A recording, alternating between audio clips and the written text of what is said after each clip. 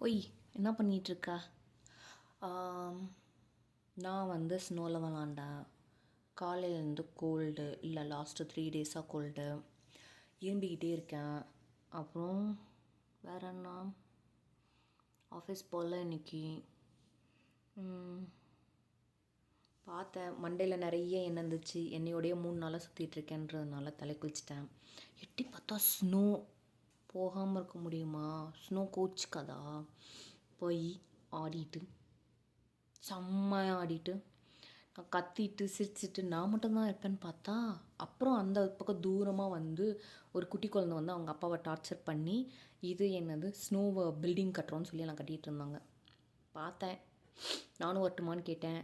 Please welcome அப்படின்ச்சு. அப்புறம் மேலே வந்து க்ளவுஸ்லாம் போட்டு நானும் போய் கொஞ்ச நேரம் விளாண்டுட்டு வந்தேன். அந்த பையன் கூட ரன்னிங் ரேஸ் வச்சோம். அவனுக்கு ஒரு குட்டி தம்பி இருக்கான். இப்போ தான் ரொம்ப கை குழந்தையாக இருப்பான் போல். 0 இயர்ஸ் அப்படின்ச்சு. எவ்வளோ மந்த்ஸ்ன்னு கேட்டேன், அதுக்கு சொல்ல தரல. அவன் 6 இயர்ஸா. ஜாலியாக இருந்துச்சு. ஆனால் இப்போ என்னமோ அப்செட்டாக இருக்கேன். மேபி ஸ்னோ தீர்ந்துருச்சுன்றதுனாலையா, இல்லை நம்ம பாப்பா கூட விளையாடுறதுக்கு இல்லைன்றதுனாலையா ஏன்றது தெரியல. வீட்டுக்கெலாம் காமிக்கலான்னு ஃபோன் பண்ணேன், யாரும் ஃபோன் எடுக்கல. காலையில் 6:30 மணிக்கு யார் எடுப்பா? யாரும் எடுக்க மாட்டாங்க தானே. மேபி அதனால கூட இருக்கலாம்னு நினைக்கிறேன். சரி, வேற என்ன, டேப்லெட் போட்டு போய் படுப்போமா?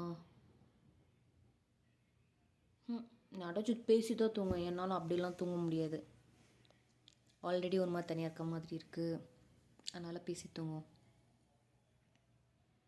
தூங்குறேன். வாடா, குட் நைட். நான் நார்மல் ஆகிற வரைக்கும் கொண்டு பேசுவேன்னு நினைக்கிறேன். பேசுவோம்.